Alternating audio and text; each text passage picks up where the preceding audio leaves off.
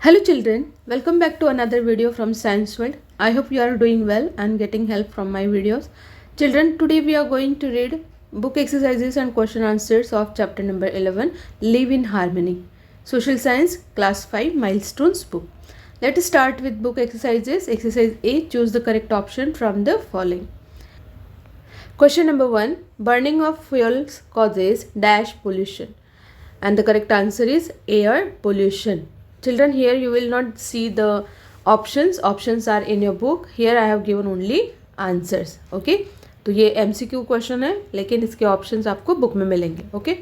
Question number 2, smog is a combination of smoke and dash and the correct answer is fog. Fog जो है वो smoke के साथ मिलकर स्मॉग बनाता है. Okay. And you will see it in the winter season. Winter season में हमें देखने को मिलता है. Question number 3, waste which roots and mixes with the soil is called dash and the correct answer is biodegradable. Biodegradable means which gets mixed with soil and it decays there. वहाँ पर वो सड़ जाता है, रोट हो जाता है. और इसके जो कुछ एग्जाम्पल्स है बायोडिग्रेडेबल वेस्ट के, वो है dead remains of plants and animals. Okay. Animals की बॉडी हो गई, डेड बॉडीज़, या फिर प्लांट्स के जो ड्राइड लीव्स ट्विग्स होते हैं, वो पार्ट जो होते हैं, this waste mixes with the soil और वो ह्यूमस बनाते हैं. Question number 4, land pollution is caused by excessive use of dash. The correct answer is pesticides. When we use pesticides, different type what are pesticides? These are different types of chemicals, है ना. They are use to kill the pest. तो इन pesticides के use की वजह से क्या होता है कि जो लैंड होती है इट गेट्स पोल्यूटेड, क्योंकि पेस्टिसाइड्स जो है वो वाटर के साथ, रेन वाटर के साथ सॉइल के अंदर सिप होते हैं, है ना, एब्जॉर्ब होते हैं, and it cause land pollution. Question number 5, while shopping it is always better to carry a dash bag. कौन सा बैग ले जाना चाहिए हमें? Yes, cloth bag. We should carry a cloth bag and not the polythene bag और plastic bag. Exercise B, fill in the blanks. Question number 1 is the burning of dash in factories pollute air around us. Factories में जो fuel burn होता है, correct answer is fuel. Burning of fuel in the factories pollute the air around us. Factories में जो machines होते हैं उनको चलाने के लिए फ्यूल का यूज़ किया जाता है, and because of burning of that fuel जो सराउंडिंग की एयर होती है वो पोल्यूट हो जाती है. बिकॉज हमने अभी इसमें भी देखा MCQs में कि जो फॉसिल फ्यूल्स होते हैं, स्पेशली पेट्रोल, डीजल, ये इनके जलाने से, इनके बर्न होने से हार्मफुल गैसेज जो है वो निकलती है ना. तो in this way they pollute the air around us. Question number 2, air pollution is both natural and human made. Answer is natural. ये नेचुरल भी होता है और ह्यूमन मेड भी होता है. अब ह्यूमन मेड तो आपको पता ही है कि एयर पोल्यूशन कैसे होता है, जैसे कि बर्निंग ऑफ फॉसिल फ्यूल्स. लेकिन नेचुरल कैसे होता है? नेचुरल ये तब होता है जैसे कि सैंड स्टॉर्म आ गया या फिर वोल्केनिक इरप्शन हो गया, है ना. तो इस कंडीशन में एयर पोल्यूशन हो सकता है. Question number 3, land pollution is also caused by garbage and industrial dash. Industries में से निकलने वाला जो वेस्ट होता है, the answer is waste. Industrial waste जो होता है that also causes land pollution, because इस तरह के वेस्ट में, इंडस्ट्रियल वेस्ट में बहुत सारे केमिकल्स होते हैं, वो लैंड को पोल्यूट करते हैं. Question number 4, plastic bags are dash. Plastic bags are non biodegradable. ये बहुत सालों तक सॉइल के अंदर रहते हैं and they do not get, उसका रोटिंग नहीं होता है, उसका डिकेइंग नहीं होता है, और ये सालों तक ज़मीन के अंदर ऐसे ही रहते हैं, and that's why they are called non biodegradable. तो जो सॉइल के अंदर माइक्रो ऑर्गेनिजम्स होते हैं इसको डिकम्पोज नहीं कर पाते हैं, and that's why they are called non biodegradable. Question number 5, water pollution causes life threatening diseases like jaundice and dysentery. Jaundice and dysentery, these two life threatening diseases. Life threatening means if you get this disease you may मतलब death भी हो सकती है अगर ये time पर इसका treatment आपको नहीं किया जाता है, तो है ना. तो these are life threatening diseases and these are caused by water pollution, तो ये वाटर बॉर्न डिसीजेस है। अगर आप पोल्यूटेड वाटर कंज्यूम करते हो तो आपको ये डिसीज़ होने के चांसेस होते हैं। Next we have exercise C, right T for true and F for false. Question number 1, water pollution happens because of contamination of water by poisonous substances, this is correct statement. हमने chapter में भी पढ़ा था कि जब water के अंदर poisonous substances mix हो जाते हैं जैसे कि केमिकल्स और पेस्टिसाइड्स वगैरह है तो उससे वाटर पोल्यूशन होता है। ओके, तो this is correct statement. Second, green revolution help in increasing the agricultural productivity, this sentence is also correct, ये भी सेंटेंस करेक्ट है। ग्रीन रिवॉल्यूशन की वजह से एग्रीकल्चरल प्रोडक्टिविटी बढ़ती है और इंडिया में ये बढ़ी थी।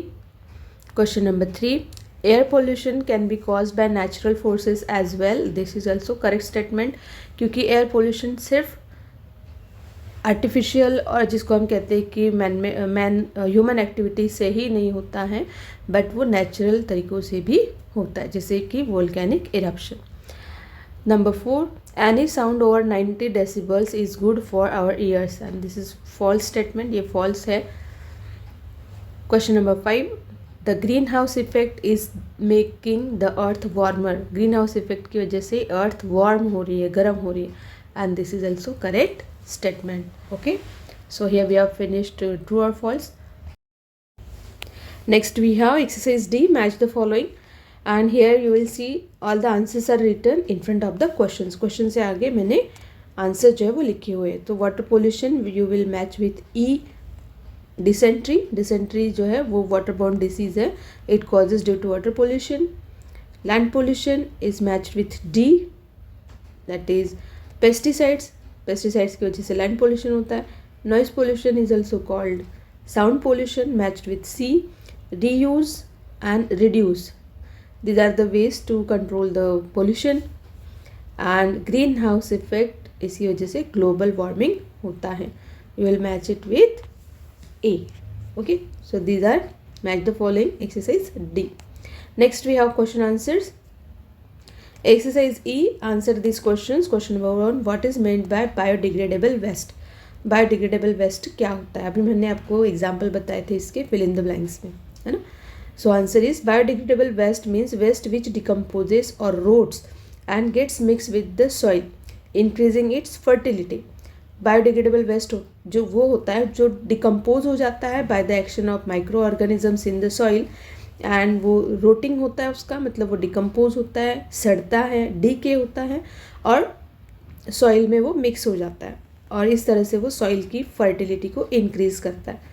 एग्जाम्पल है इसके waste food, remains of dead animals, dry leaves, peels of fruits and vegetables, ये सारी चीज़ें ऐसी हैं जो बायोडिग्रेडेबल है, मीन्स माइक्रो ऑर्गेनिजम्स उसको डिकम्पोज कर सकते हैं और उसको ह्यूमस में चेंज कर सकते हैं, कन्वर्ट कर सकते हैं और वो इस तरह से सॉइल की फर्टिलिटी को इंक्रीज करते हैं। Then we have question number 2, why is non biodegradable waste harmful for the environment. अब यहाँ पर बात हो रही है नॉन बायोडिग्रेडेबल सब्सटेंसेस, है ना। तो नॉन बायोडिग्रेडेबल सब्सटेंसेस क्या होते हैं पहले तो ये पता होना चाहिए हमें, है ना। वो होते हैं जो माइक्रो ऑर्गेनिजम्स उनको डिकम्पोज नहीं कर सकते हैं, वो सॉइल के अंदर, पानी के अंदर सालों साल तक रहते हैं, they remain there in the soil और water for many years, thousands of years. Okay, तो non biodegradable waste is harmful, हमारे लिए वो क्यों हार्मफुल होता है, and the answer is non biodegradable waste is harmful for the environment because it takes thousands of years to degrade and pollute land and water. तो non biodegradable waste होता है वो थाउजेंड्स ऑफ ईयर्स तक soil के अंदर और water के अंदर रहता है एज इट इज़ और डिग्रेड नहीं होता है, डिकम्पोज नहीं होता है, तो वो इस तरह से लैंड एंड वाटर को पोल्यूट करता है and that's why it is harmful for the environment. Question number 3, how are the rivers getting polluted. Rivers कैसे पोल्यूट हो रही है, answer is rivers get polluted with the waste from the factories, houses, washing clothes and utensils in rivers and bathing animals and human beings। तो ये सारे veg हैं जिसकी वजह से रिवर्स जो है वो पोल्यूटेड होती है। एक तो एनिमल्स को उसमें नहलाना, ह्यूमन बींग्स हम भी वहाँ पर नहाते हैं, देन वेस्ट जो होता है फैक्ट्रीज में से, हाउसेस में से निकलने वाला वो सारा वेस्ट रिवर में रिलीज़ किया जाता है, कपड़े धोए जाते हैं, बर्तन धोए जाते हैं रिवर के अंदर, और इस तरह से डिटर्जेंट्स और पेस्टिसाइड्स केमिकल्स की वजह से रिवर्स जो है वो पॉल्यूट होती है।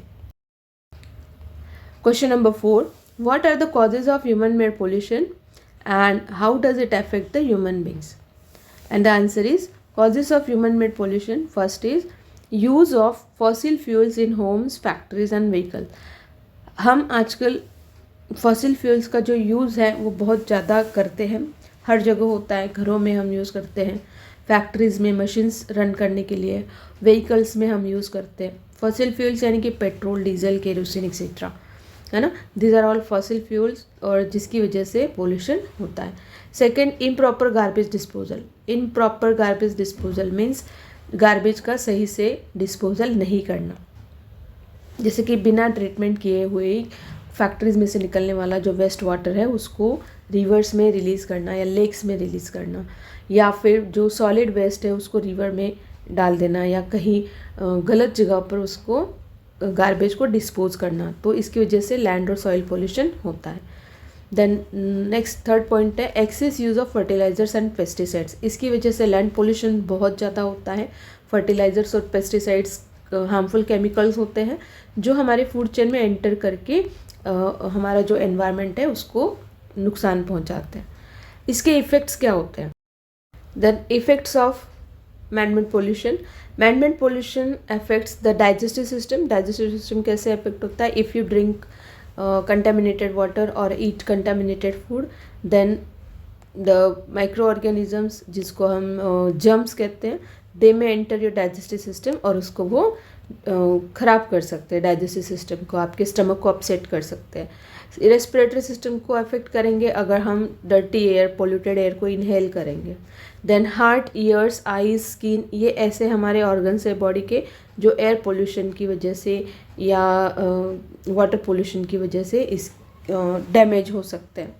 And it also affects the mental health. Mental health भी इसकी वजह से इफ़ेक्ट होती है, जैसे कि बहुत स्ट्रेस होना, है ना, या फिर एंजाइटी होना। देन सम पीपल में हैव एलर्जीज़ हो सकती है एयर पोल्यूशन की वजह से। तो ये हमारे फिज़िकल और मेंटल दोनों हेल्थ पे अफेक्ट करता है। Then we have question number 5, how is pollution cause by natural phenomenon.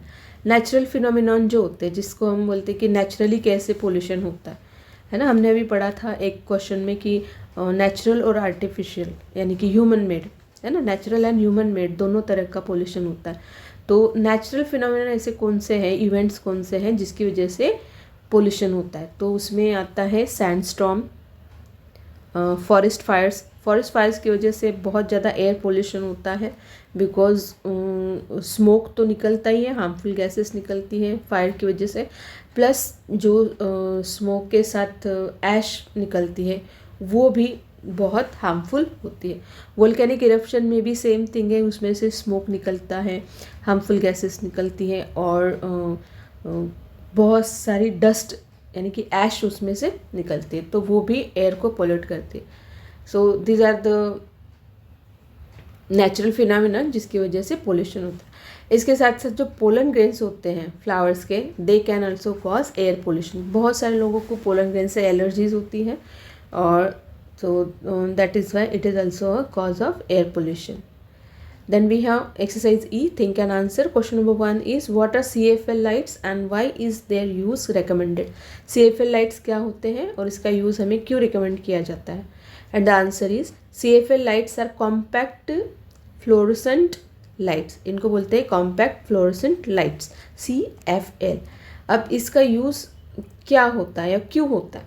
Their use is recommended because they are energy efficient. Energy efficient means बहुत कम इलेक्ट्रिसिटी में वो अच्छे से वर्क करते हैं, efficiently वर्क करते हैं, and use 60 to 80% less energy. इनके लिए 60 to 80% कम एनर्जी रिक्वायर होती है अगर हम कंपेयर करते हैं बल्ब से या किसी और लैम्प से। देन बल्ब्स हैविंग फिलामेंट्स, ऐसे बल्ब जिसमें फिलामेंट्स होते हैं। फिलामेंट वाला बल्ब आपने देखा होगा, वो इस तरह का होता है ना, और इसके अंदर इस तरह से वो स्प्रिंग जैसा कुछ होता है, तो वो फिलामेंट होता है। This is called filament. तो ऐसे जो बल्ब होते हैं उससे 60 to 80% लेस एनर्जी CFL को लगती है जलने में, और इसीलिए इसका यूज़ जो है वो रिकमेंड किया जाता है। Question number 2, nuclear testing is often done under water in oceans, how does that adversely affect marine life. Nuclear testing जो होता है वो जनरली अंडर वाटर किया जाता है ओशंस में, और इसकी वजह से हमें पता है कि अंडर वाटर यानी कि ओशंस के अंदर भी लाइफ है ना, वहाँ पर एक्वेटिक एनिमल्स और प्लांट्स रहते हैं, तो नेचुरली वो भी डैमेज होते होंगे। तो वो कैसे डैमेज होते हैं या कैसे उस पर एडवर्स इफेक्ट आता है मराइन लाइफ पे। तो answer is effects of nuclear testing are, first, smoke can block out sunlight. Smoke जो होता है इसका न्यूक्लियर टेस्टिंग का, उसकी वजह से सनलाइट ब्लॉक हो जाती है, और सनलाइट नहीं मिलने की वजह से बहुत सारे जो प्लांट्स होते हैं ओशन के अंदर, उनके पास लाइट नहीं जा पाती है sunlight, and they may not be able to produce their food by photosynthesis. Second, exposure to radiation could cause severe health problems for marine life. Marine life यानी कि जो plants और animals होते हैं उनको serious health problems होते हैं because of radiation. जब इसका nuclear testing होता है ना, nuclear testing जब करते हैं तो उसमें से harmful radiations जो है वो बाहर निकलते हैं, और ये जो animals और plants होते हैं सी के अंदर, ओशन के अंदर, वो उसको एक्सपोज हो जाते हैं, वो रेडिएशंस उनके बॉडीज़ पे आते हैं, जिसकी वजह से उनको हेल्थ प्रॉब्लम्स होती हैं। Third point, it affects marine ecosystem from the bottom to the top of the food web. अब मराइन इकोसिस्टम जो है वो बहुत बड़ा होता है, जिसमें बिल्कुल माइक्रोस्कोपिक प्लांट्स एंड एनिमल्स जैसे कि फाइटोप्लैंक्टन, जू प्लैंक्टन से बहुत बड़े बड़े जो एनिमल्स होते हैं लाइक शार्क है ना, तो छोटे से बड़े सारे जो एनिमल्स होते हैं वो अफेक्टेड होते हैं। तो इसलिए कहा जाता है कि पूरा जो मराइन इकोसिस्टम होता है वो इसकी वजह से अफेक्ट होता है। The number 4, it can kill और सीकन थाउजेंड्स ऑफ मराइन एनिमल्स। इसकी वजह से बहुत सारे थाउजेंड्स ऑफ मराइन एनिमल्स जो है वो या तो मर जाते हैं या फिर वो सिक हो जाते हैं, वो बीमार हो जाते हैं because of this radiations.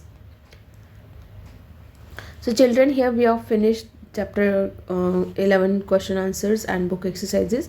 We will soon meet in our next video. Till then, take care. Bye bye.